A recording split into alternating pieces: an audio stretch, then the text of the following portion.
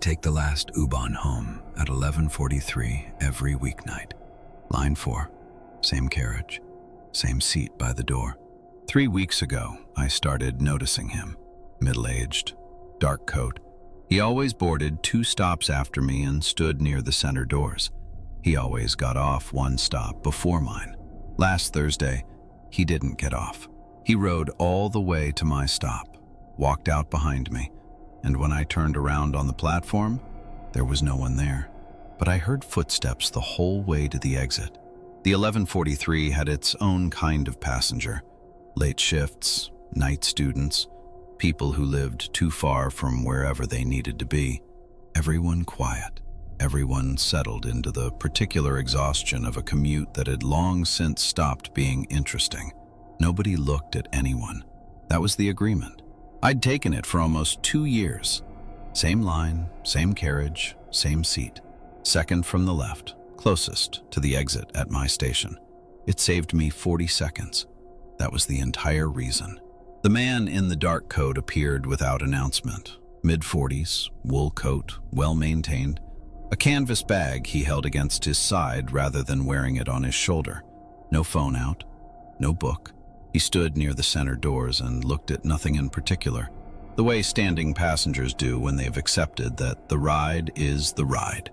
I noticed him because he was close to my seat. Peripheral awareness, nothing more. The second night, I noticed the coat. The third night, I noticed the stop.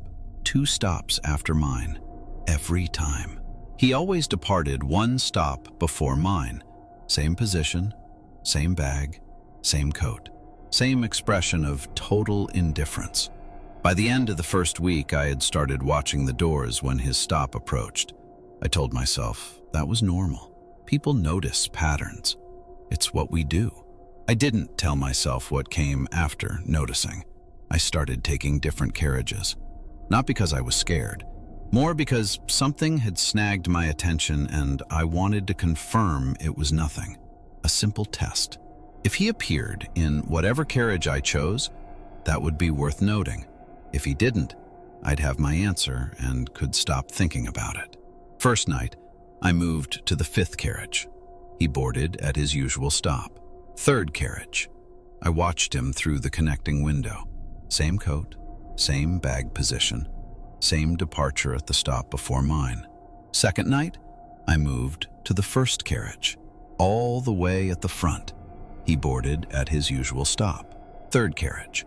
He had his own default position, which meant he wasn't following me, which meant everything I'd been feeling was exactly the pattern recognition error I'd told myself it was. I went back to my normal seat feeling quietly foolish. 3 nights, nothing unusual. Then on Thursday, I returned from the 1st carriage to find my seat and waited for his stop. The doors opened. No one got on. I watched the platform until the doors closed. He wasn't there. I told myself he had a day off. Then I heard the door behind me open and close, and I smelled it. The specific cold of a wool coat that had been standing outside in the air. I did not turn around. I don't know why I didn't turn around. It wasn't a decision. My body simply didn't move. I sat facing forward and watched the black window beside me. In the reflection, the carriage behind me. Dark coat, canvas bag, standing near the center doors. 1 carriage closer than usual. I watched him for 4 stops. He didn't look at me. Nothing in his posture changed. He stood the way he always stood, facing forward, seeing nothing, existing in that particular stillness that some people have on trains. At the stop before mine, he didn't move. I watched the doors open, close. He stayed. I got up when we reached my station, kept my movements normal, stepped onto the platform. The train stayed for 11 seconds before the doors closed. I counted. I walked toward the exit, 40 meters to the stairwell. At 20 meters, footsteps started behind me. Measured, even, matching my pace exactly. I turned around. The platform was empty. The train was gone. I stood there at 11:58 p.m. with that specific cold that has nothing to do with temperature. Near the stairwell, there was a CCTV monitor, one of the passenger safety screens showing a live feed of the platform. The platform on the screen was empty too, but the footsteps had continued until the moment I turned around, and then I remembered. Those monitors run on a 3-second delay. I didn't sleep well after that. Not dramatically, not nightmares, more like I'd surface at 3 a.m. and lie in the dark thinking about the geometry of the platform, the angle of the CCTV, the exact number of steps between where I turned and where I'd heard the footsteps stop. I started noticing things at home that I hadn't before. The hallway light outside my flat. It was always on when I left in the morning and always on when I came back at midnight. I'd assumed it was automatic, motion triggered. But I started watching it when I came through the building door, waiting for it to switch on. It was always already on. I told myself I was tired, that I was importing a train problem into a hallway problem, that brains do this when they're searching for patterns. They find them everywhere, whether or not anything is there. On Wednesday, I got to my station 4 minutes early. I stood on the platform and watched the 11:39 pull in. He was in it, standing in the third carriage near the center doors. Dark coat, bag held against his side. The train stopped. The doors opened. No one got off at my station. The doors closed. I stood very still and watched the train leave. He hadn't moved. He was on the 11:39, not my train. I took the 11:43 home and he boarded at his usual stop as if nothing had happened. I didn't sleep that night at all. I started watching the other regulars, not obviously, the way you observe people you share a routine with when that routine has shifted. Quiet, peripheral, careful not to look like you're looking. The nurse with the green backpack. She boarded 2 stops after me, fell asleep by the 3rd stop, woke at the 7th without fail. Every night. I'd never spoken to her before. One evening I sat close enough to make it feel natural. "The man in the dark coat," I said. "Have you noticed him?" She looked up from her phone. "With the bag? Holds it against his side?" "Yes." "Gets off at Hardenberg," she said. "Every night." I nodded, said nothing else. The following evening I watched her instead of him. He boarded at his usual stop, stood in his usual position. The train approached Hardenberg. The doors opened. I watched her face. She glanced up, that small automatic movement people make when something confirms itself, and went back to her screen. I turned to look at the doors. They were already closing. The platform was empty. He was still standing 3 meters behind me. I turned back to the nurse. She was reading something, phone tilted slightly, completely settled. The look of someone who had just watched what they expected to watch. We rode the rest of the way in silence. Same carriage, same moment, same man. She had watched him leave. I had watched him stay. I have never spoken to her again. I started filming. Phone propped against my bag, camera angled to capture the center door area of the carriage behind me. First 2 nights, normal. He boarded, stood, departed at Hardenberg. Footage matched what I saw. 3rd night, I watched him board and take his position. Watched the stop before mine arrive and the doors open. He didn't move.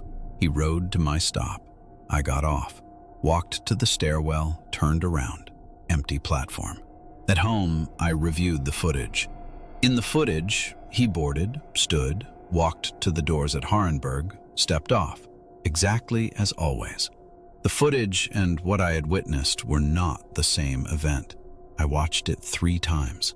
On the 3rd viewing, I noticed the timestamp, 11:51 at the stop before mine. That stop is at 11:54. 3 minutes were missing, but not visibly. No cut, no corruption. The counter moved from 11:51 directly to 11:54 with no gap in the footage. Continuous video. Impossible timestamp.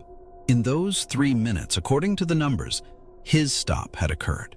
According to the footage, those 3 minutes had never happened. I watched it a 4th time, frame by frame. In the last frame before the jump, His coat is visible near the doors. In the first frame after the jump, the carriage is empty. Not gradually, not in motion. Between one frame and the next, he was simply gone. I contacted the transit authority, a formal inquiry, a reference number, a call back from someone in infrastructure who was professionally patient and ultimately useless. He confirmed that all onboard cameras used continuous recording with automatic timestamp synchronization. Discrepancies were theoretically impossible. I should submit the footage for technical review. I submitted it. The following evening, I sat in my usual seat and opened my phone to check if anything had come back. Nothing yet. I put the phone away and looked up, and he was sitting 3 rows behind me. Not at his boarding stop, not near the center doors. Already there, seated, 2 full stations before he was supposed to board. I had watched those doors. I had watched every person who got on. He was looking forward, bag on his lap. I turned back around slowly, stared at the window, watched his reflection. He didn't move for the rest of the ride, didn't stand when his stop came, didn't acknowledge it at all. At my station, I got off. He didn't follow. 2 weeks passed. The response from the transit authority said the footage was within normal operational parameters. No anomaly identified. I replied asking what explanation accounted for the 3-minute jump. No response. During those 2 weeks, my commute continued. Some evenings, he departed at Hardenberg. Some evenings, he rode to my stop, and I walked home hearing footsteps behind me that stopped when I turned. The nurse continued to watch him leave at Hardenberg every single night. I stopped asking her about it. The evening after the transit authority's non-answer, he boarded at his stop, stood in his position, and looked directly at me. Not past me, not through me, at me, for 2 full stops. Steady, unhurried. Then he looked away. At Hardenberg, he walked off without glancing back.